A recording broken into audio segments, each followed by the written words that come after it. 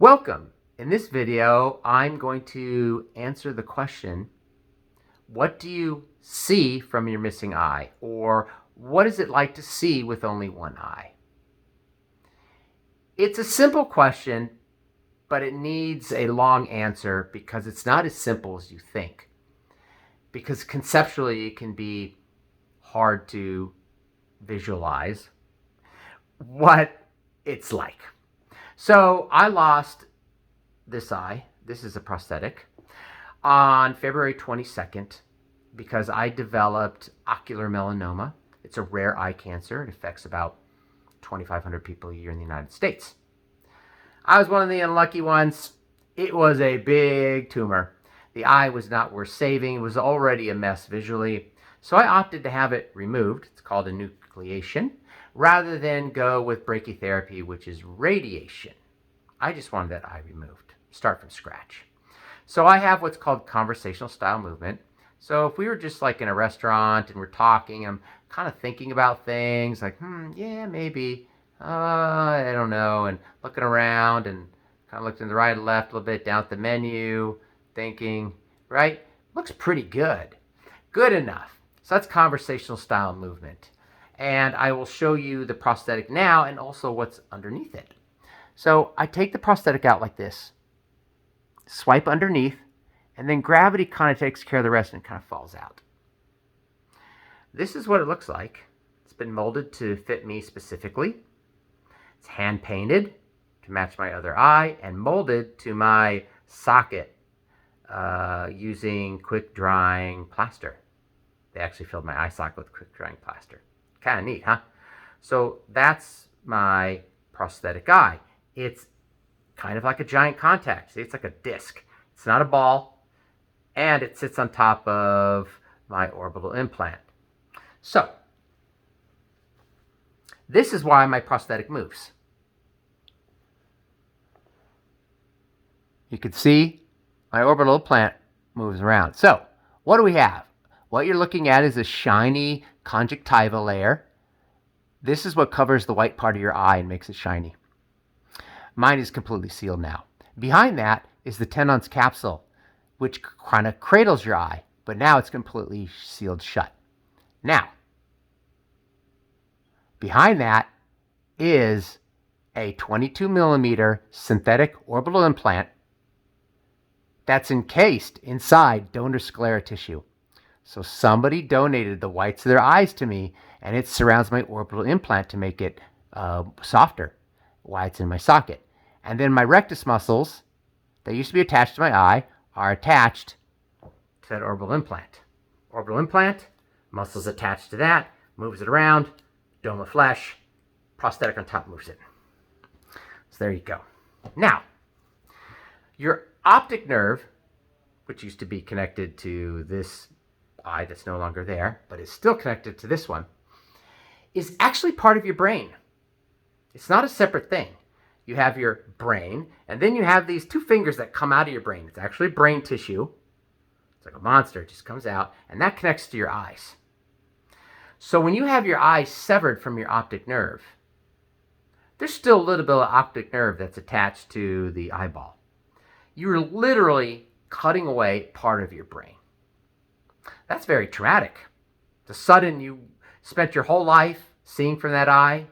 You spent your whole life with your visual cortex combining left eye and right eye into one field of vision. Suddenly it's cut off. It's gone.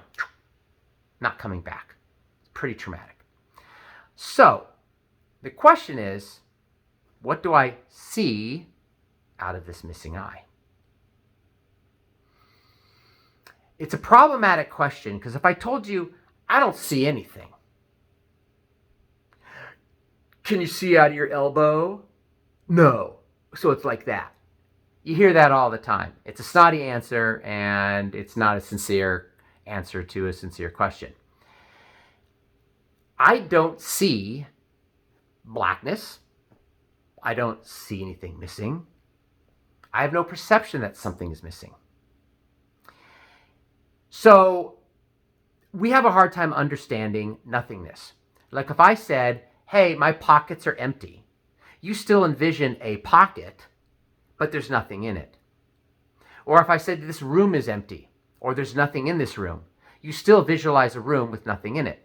So you're still visualizing something. However, when I say I don't see anything, or I see nothingness, what I mean is, it's as if this eye never existed. Right? It's as if it never existed. So I don't even have the perception of nothingness. There is no perception. Do you remember before you were born? No. It's kind of like that. So this is gone completely. It's not even an issue. This is where it gets weird. So I used to be able to see like this, and this is how you probably see, because you probably have two eyes. I can see this hand looking straight ahead. I can't see this one. I used to be able to, but I can't now because I have no eye. This is what I really see, right? But I don't see the world crooked. It doesn't look lopsided to me. It looks like this. I think this is the center of my vision. My brain does not know this is missing. Nope. It thinks the world's like this. I go around thinking I have two eyes. As far as my brain's concerned, nothing's different. However, it is different. So I think the world looks like this. And I'm going la la la la la, and I'm going about my day, and then something comes in and startles me because it's in full focus right in front of me. And because I perceive the world being like this, even though I actually see it like this, but I perceive it like this. When something appears into my vision, it's like magic. It materializes out of nothingness. It's very startling. So imagine if just a ball appeared right in front of your face. That would get your attention, wouldn't it? You go, oh, what's that? That's how I experience the world. Because I think the world looks like this.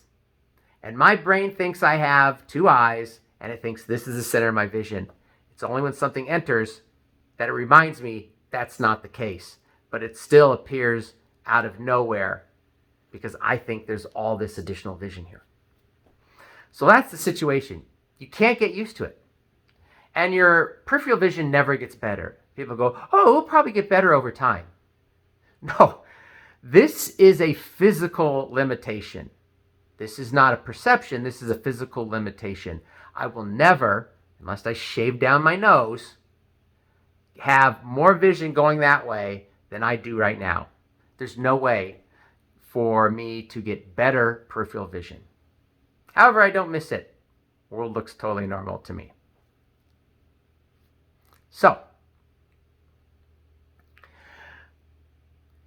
now that I've told you that, I'm going to mess it up for you a bit. There's something called phantom eye syndrome. This is when there's a sudden vision loss and a person experiences these hallucinations. Commonly, they're an undulating geometric pattern, looks very much like a kaleidoscope. And it's translucent. I can see right through it. It's kind of shades of gray, but it's there all the time.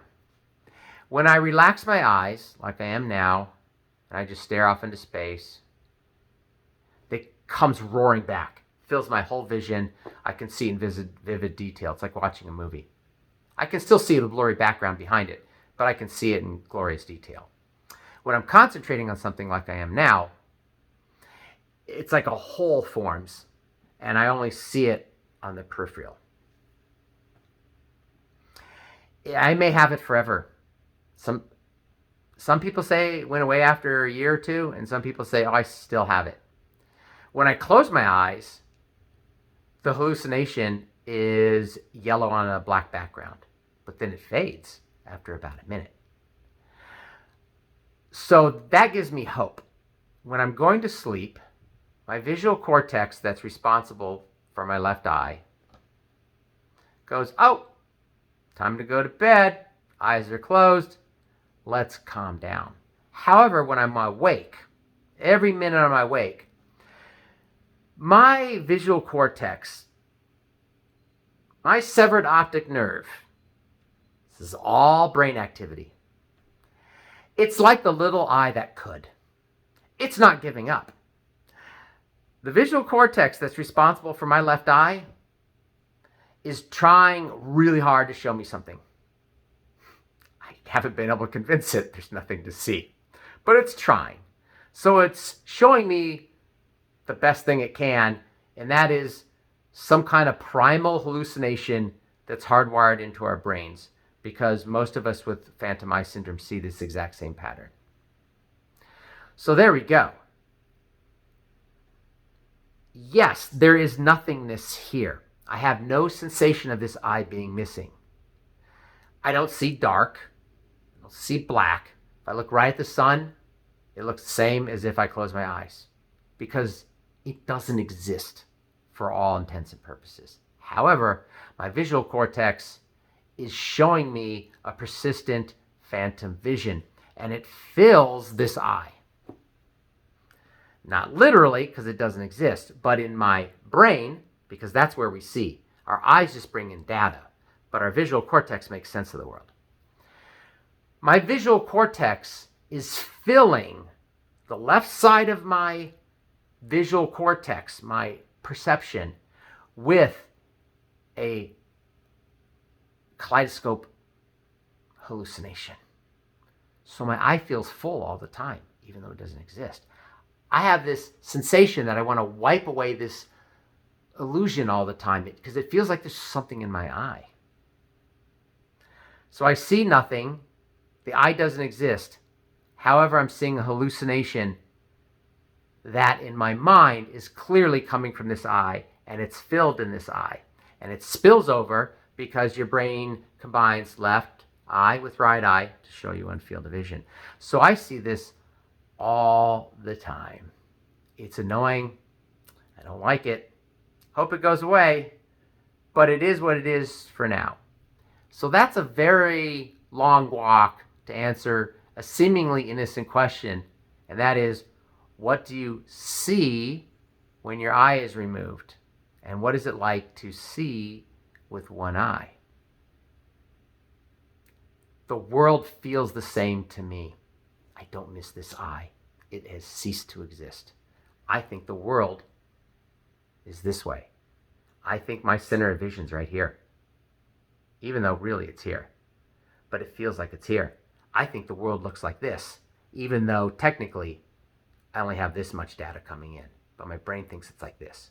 So it startles me when things enter my vision because they appear out of nowhere. Complicating this is, I'm convinced my left eye is filled with a hallucination. So I feel like I'm seeing all the time.